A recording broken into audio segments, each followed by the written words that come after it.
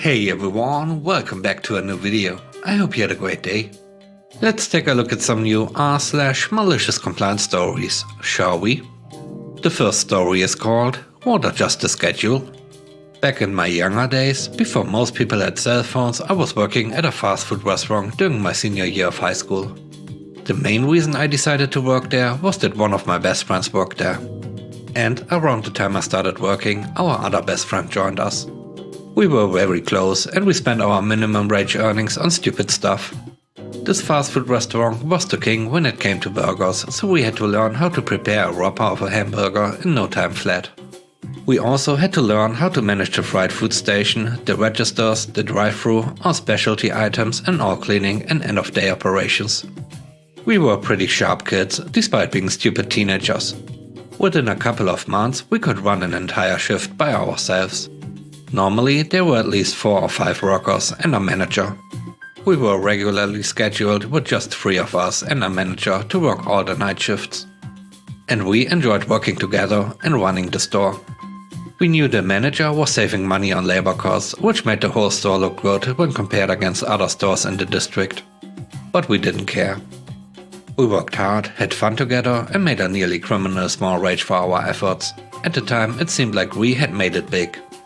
As it tends to do, prom season came around. We all went to the same school, so we all had prom on the same day.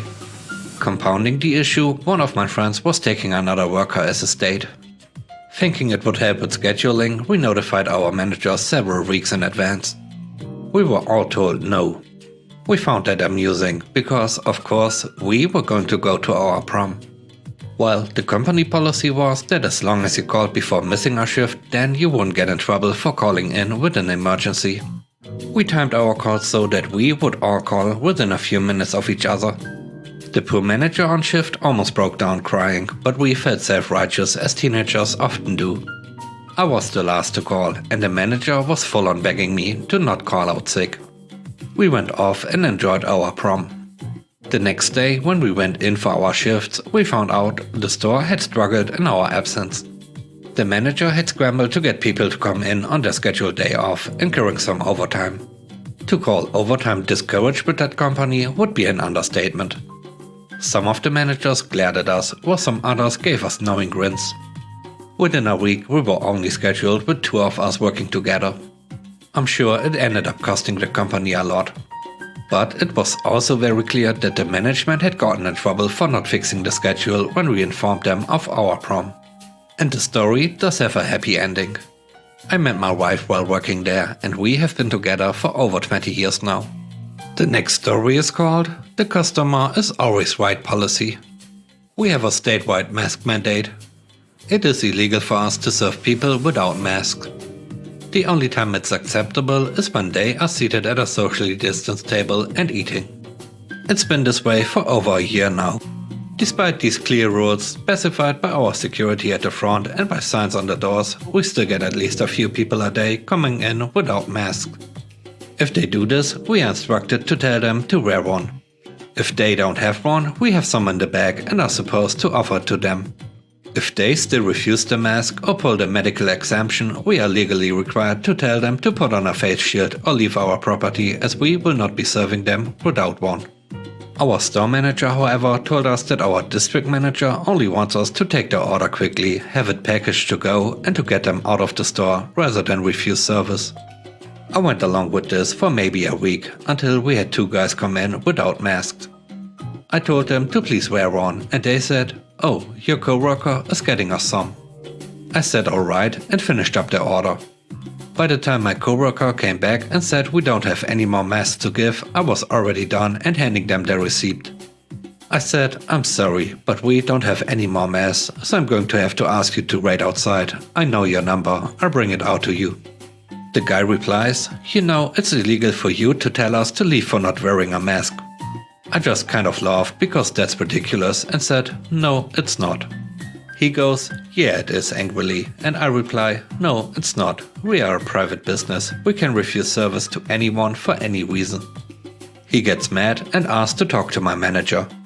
I grab him and they talk for a few minutes while I do other things. After that, he asks me to talk to him in his office. He tells me the company policy, and I tell him I'm not comfortable with potentially infectious people not only standing near me without a mask, but standing near other customers. And I refer back to our signs and state law as to why. He says he understands, but that we are customers always white business, and this is an extension of that. I fought back my logic and anger and prioritized securing money for bills and agreed. I specifically told him I'm not going to apologize for enforcing state law where I can in a pandemic, and he said he understands, and I went back to work. Skip forward a few weeks. I'm begrudgingly following policy for less egregious offenders, mask under the nose, but still calling out those without masks, as most of my coworkers are doing, and I agree with as well. It's a weird middle ground of enforcement that only happens half the time. And if the customer is difficult, most of my coworkers just give up and move on. One day, our district manager, my boss's boss, shows up to train an employee on being a shift manager. The whole store acts differently when he's here. It's now less about what works when working and more about follow exact policy when he's watching, which is all the time. I'm on orders, and in walk two guys, yet again without masks. The district manager is standing behind me, watching others when I ask both of them to wear a mask. I can hear him behind me stop and watch my interaction. They just outright refuse and start reciting their order. I don't put anything in and tell them again to please put on a mask. The district manager literally pushes me aside, enters in the food, runs the order and hands them the receipt. He gives me a look like I'm in trouble, I give him a look like he's crazy, and we don't address it for another hour or two. Getting in trouble with the district manager is pretty much asking to get fired, but this was a hill I was willing to die on. In walks a state auditor, dressed as a regular customer. Prior to the restaurant job, I worked in legal compliance for 4 years and dealt with state auditors almost daily, even doing their job for a few months. I know what they look like and how they behave, and even swore I'd seen this guy once or twice before. He comes in, orders simple, and goes to sit down near the counter, where he can hear and pull out his tablet to take notes. He's paying very close attention to everything in the bag, as opposed to texting and not hearing his number get called the first 3 times like a normal customer. So I'm convinced he's an auditor. As the universe aligns, in walks a family with sporadic masks. Dad and son have one, mom and other son do not. The district manager is in the back watching the grill, so I take my moment and loudly ask them to please wear a mask. The mom says she and her son are medically exempt. I say alright, then you need to wear a face shield. She says that's not part of the rules. I say yes it is, we have a sign you walked past indicating as such. I smiled massively behind my mask when she asked for the manager to speak to, and I made sure to get the district manager. He walks up, talks to them briefly, goes through with their order and sends them on their way. He turns and calls my name clearly in view of all co-workers and the auditor, who was very clearly paying attention. And he tells me to speak with him in the office. He shoos me out in the back about not following company policy, and I switch my shift from orders to clean up in the dining area. I go out to clean and see the maskless family waiting for their food, uncomfortably close to the auditor. He is now squished in his booth, trying to keep his distance, rapidly taking notes. Maybe 10 minutes later, the auditor gets his food and asks me a question before he leaves. Were you reprimanded by your boss for asking them to wear masks? Yes. He blinked in surprise. Who reprimanded you? I smiled again. The district manager. He nodded, thanked me for the service and food, and left. A few days later, we had a letter addressed by the state to our district manager and our store in particular. It was displayed on the board for all to see about the importance of enforcing mask policy. And that if further infractions are incurred and policy is not enforced, we will be forcibly shut down. My store manager never brought it up again when I and others asked customers to put on masks. I've seen the district manager once since. He gave me an angry look and hasn't said a word to me. The last story is called He Wanted to Order for All of Them. I worked as a server for a small brand new family-owned restaurant. The place was one step below white tablecloth and had a bar on one side with a restaurant on the other. The owners were awesome and provided industry professionals to train us on how to best treat a customer and maximize our tips.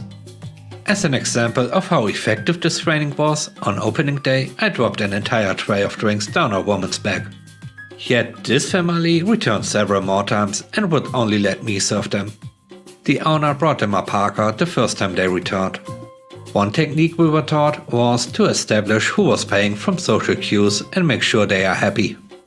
If a couple comes in and you believe the man is paying, make the woman feel like a queen. When it's time to pay, she'll likely encourage a higher tip. Incredibly effective. As I finished taking an order, I noticed a family of 4 being sat in my section and stopped by immediately to introduce myself. My assessment is this: husband and wife, very nicely dressed, their beautiful early 20s daughter, my age, and what I gather is her boyfriend wearing a suit and tie. Dad is very clearly paying, but the aspiring businessman here interrupts mom when she's ordering her drink to inform me he'll be ordering for the table. If looks could kill, the father would have taken out this young man and probably 10 people in the bar area. Oh buddy, your night is not going to go the way you thought. Every time I returned to the table, I would face him, only look at and talk to him, turning my back to the father. The daughter asked for something, I don't remember what, and without even acknowledging her, I asked him, may she have that? He barely stammered out a yes. When I brought the bill, I set it right in front of him. They hung around for a while and I continued to check in and refill drinks while the bill remained untouched. I think Dad was making him sweat. Eventually, Dad grabs the bill and puts his card in. I brought back the receipt and thanked the young man for coming in and walked away. I was returning from another table when they were getting up from the table and the young guy moved to the door at a speed that made lightning look slow. The other 3 were all smiles and the dad looks across the dining room and mouthed thank you. I gave him a smile and a nod and continued on my way. The tip amount is a number I don't remember, but I know it was good, really good. It must have been a small wedding because I never received an invite. Thanks for watching the video, I hope you enjoyed it. And I hope you have a great day. Please stay safe. Bye bye.